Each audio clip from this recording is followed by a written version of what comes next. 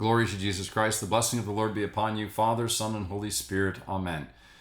I want to speak about Orthodox, Catholics, and the wound that we just keep reopening. You know, my late spiritual director's grandfather was from Smyrna in Turkey, just a little west of there are some islands, and he belonged there. And he told a story that most Catholics and Orthodox today would not recognize. And this is only 100 years ago. You know, in Smyrna in the 1920s, Greek Catholics and Orthodox Christians were close enough that Eucharistic communion still happened among them. They knew each other. They prayed in the same Christian world of their villages, and they didn't live inside our new modern internet categories. They were neighbors, families, clergy. They were Christians under pressure from the Turks, and they were soon to be swallowed by fire. And then Smyrna burned, and we lost not only their churches and their lives, some of them, but we also lost their witness of how Catholics and Orthodox can have disagreements, but still maintain communion so that families, friends, children can partake of the Eucharist, even though higher ups in the church have administrative disagreements. So in light of this, all of our, theories that we hear about online look very small. And this video is not directed to my Orthodox brothers and sisters whom I love a great deal, who were born into Orthodoxy. I'm not speaking to you. I'm speaking rather to the OrthoBros, this new hybrid creature that's crawled up out of the swamp, and they've brought their fundamentalist Christian animosity against Catholics into this dialogue, and they're dumping their sewage into this water that's become very clean over the past couple decades, because for centuries Orthodox and Catholics wouldn't talk. And then if we step back just a little bit, we realize that these past 5 or 6 decades have been monumental. Mutual excommunications have been lifted between patriarchs and popes. We've had high-level meetings that the Pope meets and goes to Constantinople, and the Patriarch of Constantinople goes to Rome, and they exchange dignitaries every year. They have high-level bishops speaking at an official level. And these internet trolls forget all of that, and they foment division and animosity and suspicion. And they're doing that. Why? Well, because they're doing it because their father did it, Satan. These people are not of God. They call themselves Orthodox. They're not. And some of them, call themselves Catholics. They're not. They are agents of division. And I'm calling them both out because the Orthodox that I know are normal people. It doesn't mean we agree about everything, but they are normal people. They want to be saints. And I never get into this tick for tack where they're putting me down, I'm putting them down. In fact, it's the other way up. And I have great friendships with Orthodox priests. Father John here in my town, I love him. And I know he loves me, and we pray together. This is beautiful. And what you're seeing online about pitting Orthodox against Catholics, it's not of God. And those of you, these podcasters who are calling yourselves Orthodox, you don't know a thing about Orthodoxy or Catholicism. It's all up in your head because you've read some pamphlets.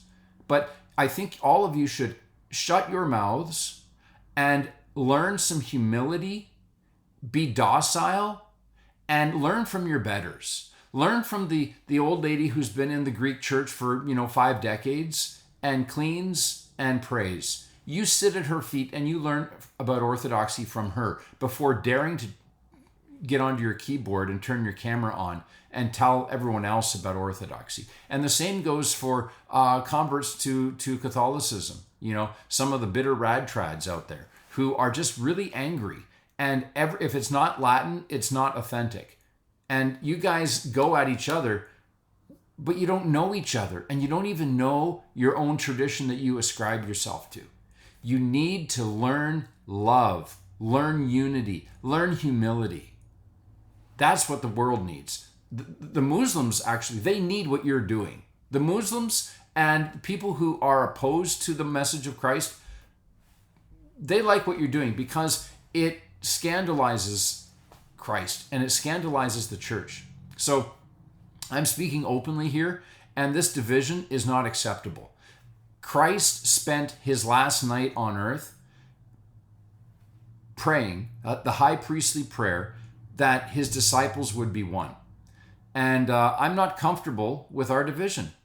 Catholics and Orthodox are not free to treat division as normal. That's why Christ prayed that we be one. And this official dialogue between Catholics and Orthodox, it gives us a framework. And it's been built up over these past 5 decades, and it's really important. It's actually less than 5 decades. John Paul II got it going, but since the council, when they began at the high level to talk again, and they say this has to be based on truth, on repentance. We have to talk about sacramental realism. We have to practice charity, and we're going to have difficult discussions about primacy and about synodality in the Orthodox sense of the word, not the way the Vatican's using the word. So we have to have those discussions. We can't have fake Eucharistic unity, but we can live like Christians who believe unity is Christ's command. So let's go through and talk about this, okay? Let's begin with our common ground. That's the beginning. We are not 2 random denominations. We're one church. And that church has a divorce. Mom's living over here, dad's living over here. Any of you Orthodox who say that that's not true, you should read what your own hierarchs have written, okay? So if you have a disagreement with this, that we are children of a divorce, that you're over here with mom, I'm over here with dad, put in the comments section. And I'm going to show you what your own hierarchs have said. We both possess apostolic succession. We both have real bishops and priests and sacraments and the Eucharist. Okay? The schism is therefore a wound, and it's a foul wound. I think it was in Ravenna, where both the Orthodox leadership and the Catholic leadership had a joint statement. And it says, apostolic succession, which we both share. Your Orthodox bishops, our Catholic bishops. Apostolic succession is the guarantee of the communion of the whole church and of its continuity with the apostles in every place and time. So we share that. We share that apostolic succession. And it's the guarantee of our communion, okay? It brings us back to a common oneness at the beginning. So that's why this division is so painful. We're divided from each other whose Eucharist we recognize, whose priesthood we recognize, whose apostolic succession we recognize, and whose saints are our own common fathers, Athanasius, Cyril, Ignatius, okay?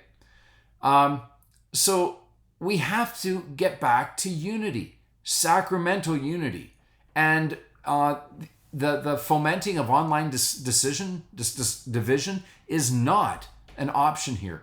Unity has to go beyond friendship and polite dialogue to the point of authentic Eucharistic communion. But we're not even getting communion online with friendship.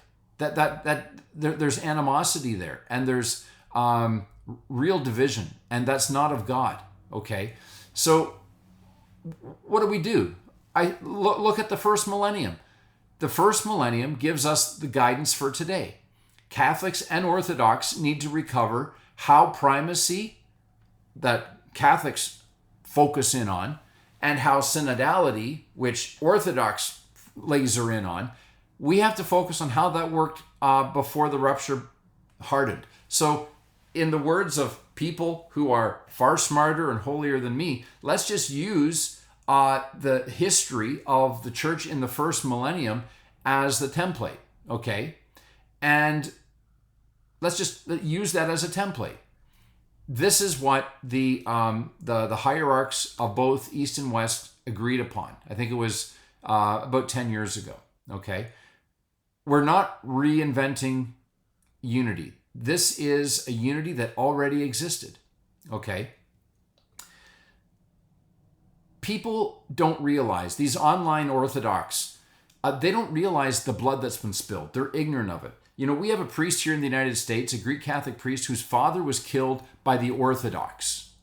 Yeah, his father was killed by the Orthodox. Why? Well, because it was, these people were hyped up by rhetoric that's based on lies and fear. And that's the same stuff that's coming from these OrthoBros online who've asked, like 2 weeks ago, they were probably, you know, Bill's fifth church of the Pentecost, and now they're self-designated mouthpieces of Orthodoxy, and they're fomenting all of this division and hatred and fear and suspicion, and that leads to anger and then murder. Okay? But these people aren't aware of it. They're not aware of all the families that have been divided and the properties that were destroyed. You look at Ukraine in the early 90s. People were beat up. Churches were burned. Families were divided. People were maimed and hospitalized, okay, because of Orthodox beating up Catholics and Catholics beating up Orthodox. So you can't go back down that road. We've been there recently in the past 35 years. We're not going back there, okay? So we have to get back to just to presuming good of one another.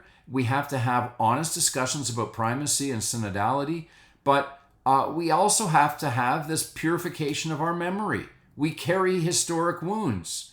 And I just spoke about it in the 90s in Ukraine. We can go on and on about that here in the United States, the way that the Eastern Rite Catholics were treated by the Roman Catholics, and that how through Archbishop Ireland and Alexis Toth, there was the formation of the Orthodox Church here. But so we need to have that purification of memory. But what we also need to do is have purification of action, of actually doing stuff together. And this is where I'm really very proud of what me and Father John do here in my neighborhood, is that we actually pray together. We go to each other's churches on a weekly basis, and frankly, he's been better at it than I have the past little while. But you know, we go there on Tuesday evenings and we pray together. I enjoy being with him. You know, almost every Good Friday, we try to do something together in the town where we process and we carry the cross and the banners and the icons on Good Friday. You know, many years it doesn't work out, but we try to do that. Our people meet all the time with each other. They're all connected. So we have to support each other. And I think of other things that we do, like our parish here, we've given to Orthodox charities that were fundraising for different causes. You know, I think of Focus, not the Catholic Focus, but the Orthodox Focus. We've given to that. Give to Orthodox charities. And Orthodox, you give to Catholic charities. This is the work of God, okay? Speak well of one another. Do joint pro-life work together. You know, there was, here in Pittsburgh, we had a Pittsburgh pro-life march a couple weeks ago, and we had a good contingent of Orthodox there. We had Protestants, we had Catholics. Do that together. Have joint defense of marriage and the family. You know, local Orthodox should know each other by name, local Orthodox clergy at least. And we should teach our parishioners the best version of the other side's theology, not caricatures of it. So this is close to my heart. I'm upset with the OrthoBros who think they know what they're talking about. They're more like cancer on the body of Christ than they are anything else, because they are not doing what Christ said, which is to be one. I say they're cancer because they are accelerating death and division and disease by their ignorance and their rhetoric. And so I think we need to get away from that. We need to have honest, hard discussions on things that we don't agree with, primacy and what have you. But we need to get back to basics, and that means sharing each other in prayer. And for you Orthodox priests, during the proscomedia, before the liturgy, put a piece of bread on the discos for the Pope. I'll put a piece of bread on the discos for Patriarch Bartholomew, okay? That way we're not commemorating him in the liturgy, getting ahead of our betters, our bishops, but we're doing something we can at our level, at the proscomedia, at the preparatory rite before the liturgy. We're praying for unity in a concrete way with a name and with a face. God love you.